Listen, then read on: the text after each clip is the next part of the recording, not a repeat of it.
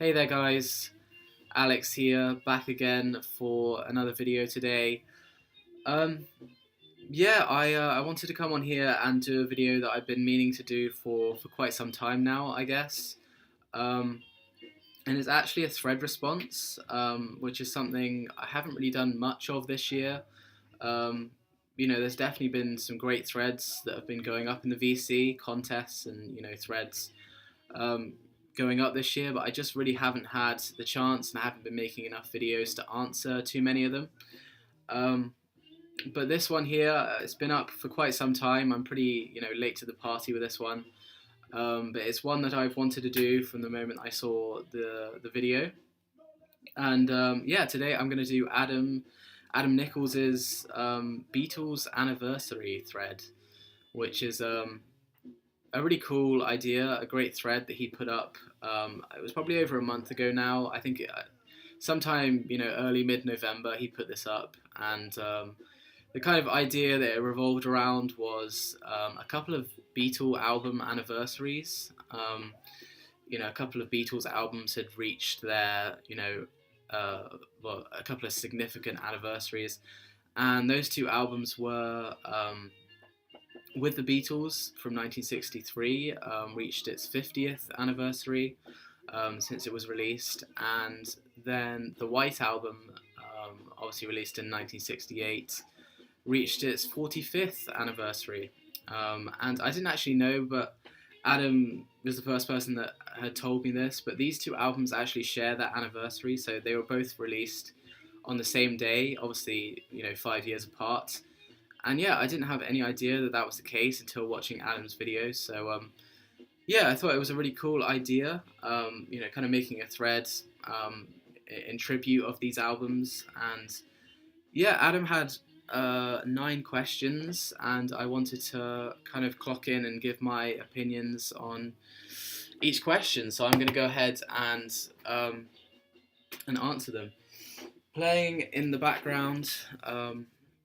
As hopefully you can hear this time, I've noticed that my last couple of videos, the audio from the record has been pretty quiet, but hopefully you can hear this. Jimi Hendrix, obviously People, Hell and Angels, which came out this year, I think. I think I got this earlier in the year. And the reason I'm not playing any Beatles in the background, obviously I would have played Beatles, but I don't have any of my Beatles LPs at uni with me. I left them all at home for safekeeping, back where I lived with my parents. So yeah, playing some Jimi Hendrix in the background. But yeah, I'll get straight into these questions. But I think I'm going to start with the last question because it wasn't really a question. He just wanted us to show our copies of each album, and I thought I'd just get this one out of the way because I don't really have much to show for this question because, as I just said, I left all my Beatle LPs at home anyway, but I don't own either With the Beatles or the White Album on vinyl. I don't have a vinyl pressing of either album, so I don't have any records to show here, and I actually don't even have the CD version of With the Beatles. I've thought about picking it up, and I've been tempted, but it's kind of £10–15 a pop when you buy a Beatles CD. So I thought I'd wait until I had, some of my more favorite Beatles albums on CD before going back and picking up With the Beatles. But I do have the White Album on CD, so I'll show that quickly. I actually did a video on this CD, kind of a impressions video, kind of giving my opinion on the album and the packaging and stuff. So yeah, maybe I'll link that here. I did it way back in 2011 when I actually bought this. But yeah, if you want to kind of know my opinions on the 2009 stereo remasters in general, then go back and check that video out. So that is all I have to show for, well, it was the last question on the thread, but I thought I'd just get it out of the way because I don't really have anything to show, I guess. So that was question 9. I'll get back to the first question now. You're going to have to forgive me, guys. I got a really bad throat. You can probably hear it in my voice, so I'm going to have to be drinking constantly throughout this video. But yeah, I'll get on with question one. And Adam asked, when, where, and who were you with when you first heard the White Album, and how old were you? Um, so I gave this question a little bit of thought, and I kind of came to the conclusion that I think I only heard the White Album in its entirety. I think the first time that I heard it in its entirety was only a couple of years ago when I picked up the CD version. As I said, I picked that up back in kind of early mid 2011. So I was 17 years old, and I believe that was the first time I'd heard, the whole album. I definitely, obviously, heard some of the more signature tracks from the record, on Beatles compilations and 60s compilations and stuff like that. But the first time that I heard it all the way through, I think was that the time that I picked up the CD. And um, where was I? I think I just listened to it in my room. I picked up the CD from my record store, and I remember just putting it on, turning the volume up really, really loud. I was living with my parents at the time, and I remember just them getting really angry about how how loud I was playing my music back in those days. And I listened to the whole album all the way through. I think it's definitely over an hour. It might even be an hour and a half long, or maybe even longer. I'm not sure. So as soon as I finished listening to it the first time around, I just replayed it instantly. I just fell, head over heels in love with this record. So yeah, that was the first time I heard it back in 2011 on the CD. And who was I with? I wasn't with anybody. I'm not the kind of person that likes to listen to albums with other people, especially if it's something that I want to properly absorb and kind of digest. Then I'll tend to listen to albums on my own. There are definitely exceptions where I have listened to albums all the way through with other people, but I don't like to listen to albums with other people if they don't appreciate the music in the same way as me, I guess. And a lot of my friends aren't really into listening to music as kind of deeply as I am. So yeah, I tend to listen to albums on my own. So yeah, that's my answer to the first question. Second question is favorite side of the White Album and why. And again, I gave this some thought earlier and kind of looked through. Obviously, don't have the record, so I can't. Um, I don't listen to the different sides. I only just listen to the two discs that come on the CD version. And I have to first say that the first disc is by far my favorite of the two. And if I did have the vinyl version, I would probably have to go with the first side as being my favourite of the four sides, simply because it has probably three or four of my favourite songs on the whole album, and potentially two or three of my favourite Beatles songs, period. So yeah, I'd probably go with the first side for songs like Back in the USSR, which is just an amazing opener to this record. Um, while my guitar gently weeps, obviously one of Harrison's best, probably his best song for the Beatles up until this point. He did a couple of great tracks on Abbey Road, obviously, and then Happiness is a Warm Gun, which closes out the first side, which I think is just an amazing song, one of my favorite Beatles songs of all time. So yeah, I would have to go with the first side. There are definitely highlights on all four of the sides, and the second side definitely comes close, but it would probably have to be the first side. So that's my answer to question two. Question three is the White Album your favourite Beatles album and why?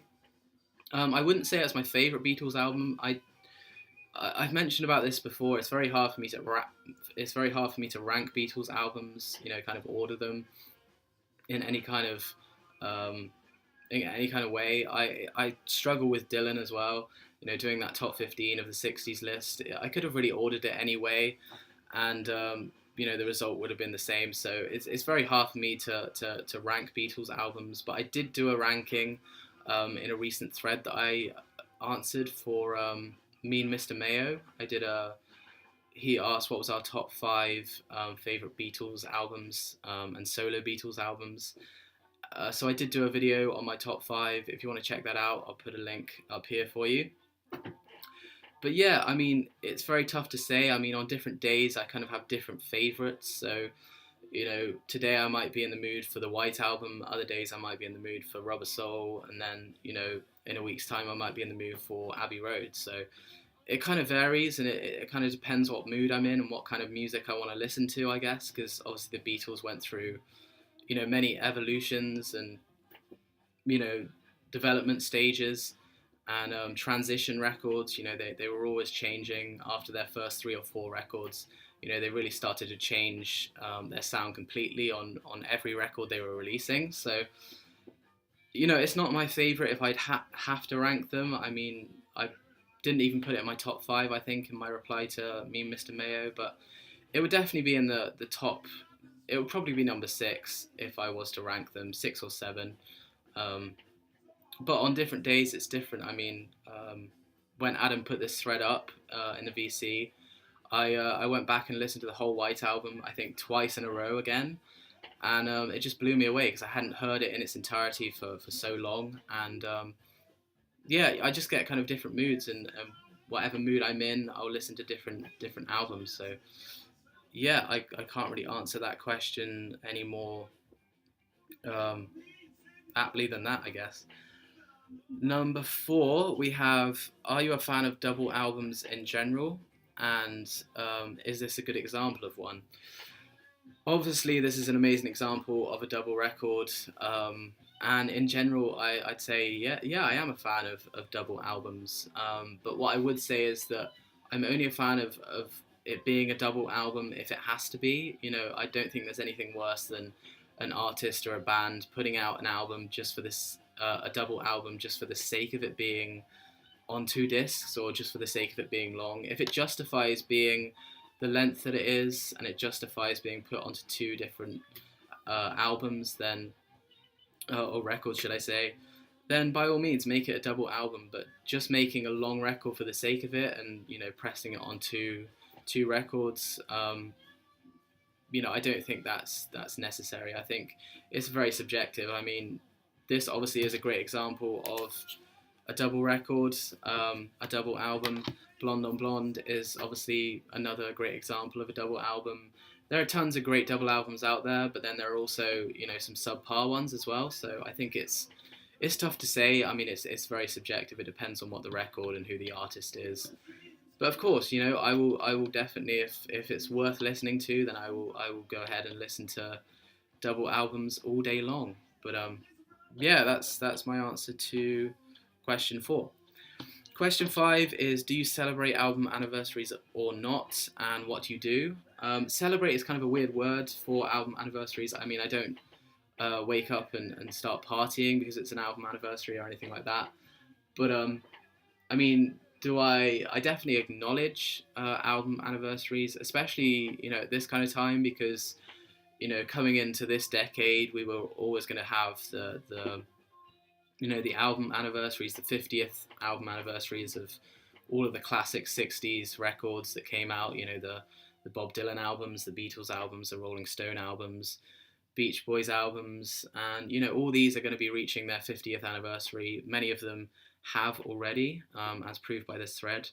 So I definitely acknowledge them. I mean, I think I like to use Twitter quite a bit, and I normally see if someone said, oh, it's the 50th anniversary of With the Beatles today, I'll probably retweet them or something.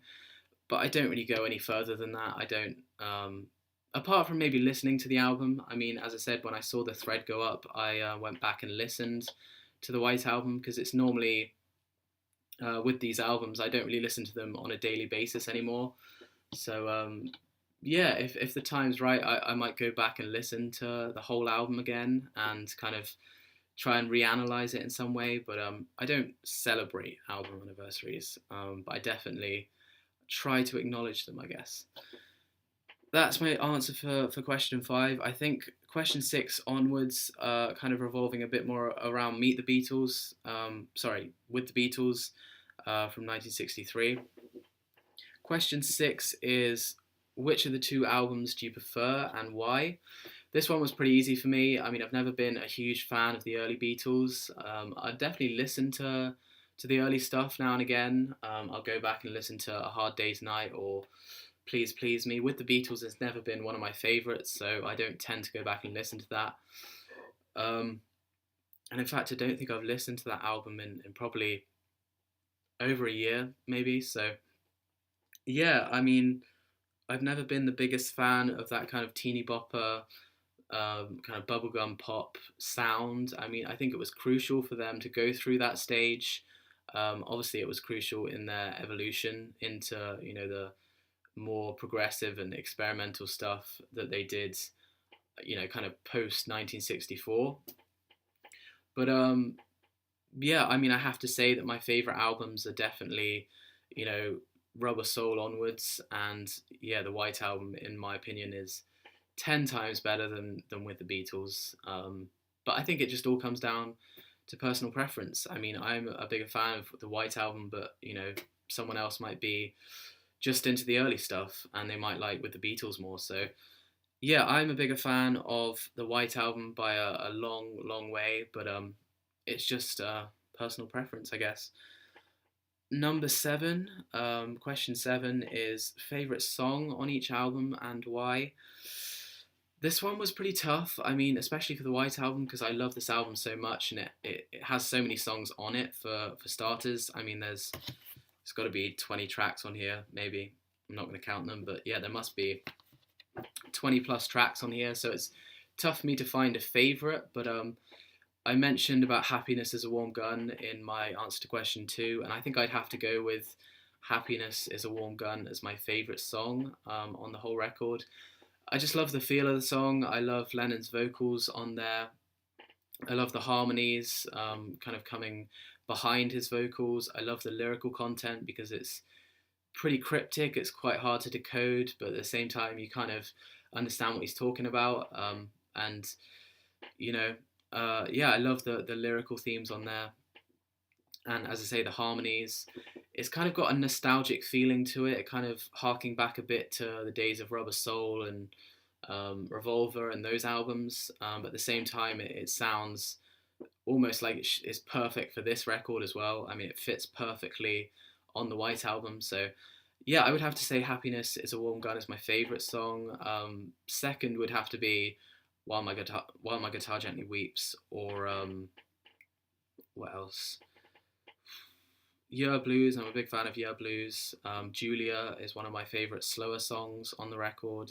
Dear Prudence. I mean, there's a handful of tracks on here that would probably make my top 20 Beatles songs. So it's tough to pick, but I would go with Happiness is a Warm Gun for the White Album.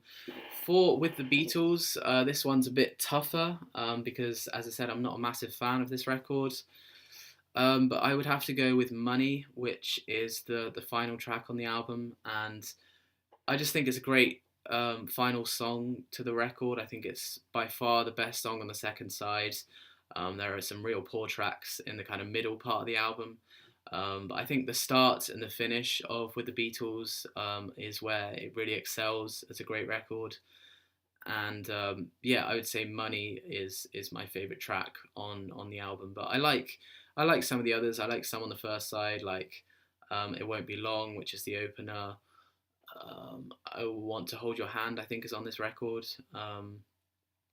And I'm a big fan of Roll Over Beethoven. I know Adam said that he didn't like that song, which I can understand why. Obviously, it's a cover, it's not a Beatles original, so you're not getting the kind of classic Lennon-McCartney vibe, but I'm a big fan of the song, so yeah, there are, again, a handful of tracks that I like on With the Beatles, but none of them would get into my top 20 overall songs, I guess. So, but yeah, I would go with Money for With the Beatles. So that's my answer to question 7.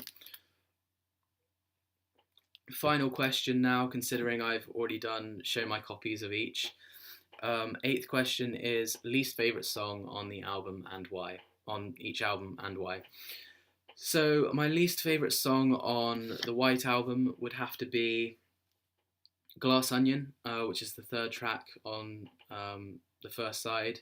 Never been a fan of that song. I don't really know why they put it on there. It doesn't really feel like it was particularly well produced. It doesn't feel like it was kind of meant for this album. I think I can kind of see what they were going for, but I just don't think it really comes off and fits on this record, especially on the first side where I think it's probably, you know, the best side of the whole record. So if they put it later on in the album, I probably wouldn't have minded as much, but it's just because it's kind of amongst all these great Beatles songs, it doesn't really fit for me. So I would say that Glass Onion is my least favorite. And my least favorite on With the Beatles is my God, I've forgotten the name of it now. Hold Me Tight, which is McCartney's song. I haven't heard it in so long, but I just remember getting really bad vibes from that song, not enjoying it at all. And I think, you know, when I listen to that album now, or when I last listened to it, I actually skip the song because I can't really stand listening to it anymore. So yeah, that would definitely be my least favorite on there. So hey, it's all these questions are subjective. Everybody will have their own opinions, and that's the great thing about the Beatles is that, you know, you can't really tie them down. Everybody has their favorite era. Everybody has their favorite album, and yeah, for me, 45th anniversary of this album. I'm not sure when the actual day was. Um, I think Adam answered his own thread on the actual anniversary, which was pretty recently. I think it was maybe 2 or 3 weeks ago. So yeah, that was a great thread. Thank you, Adam, for putting this up, and yeah, kind of making people aware of, you know, the various anniversaries that these classic albums are kind of reaching. So yeah, great idea for a thread. It's kind of made me want to do one of my own, hopefully in the near future. I did talk about a while ago doing a contest, and I would still like to do another contest. I've done one before, maybe, you know, a couple of years ago, but I'd like to do another one. Maybe when I reach 800 subscribers. I'm currently on, I think, 730, so maybe I'll wait until 800, or if I'm feeling lazy, it'll probably be 1,000. But sorry guys, my voice is going now, so I'll shut up. Yeah, great thread, Adam, and hope you carry on making great videos. I'm a big fan of your channel, and yeah, if you haven't checked out Adam's videos, go and check out his channel and subscribe. He's posting pretty regularly, so yeah, that's pretty much it. Thanks for watching, guys. I'll see you next time.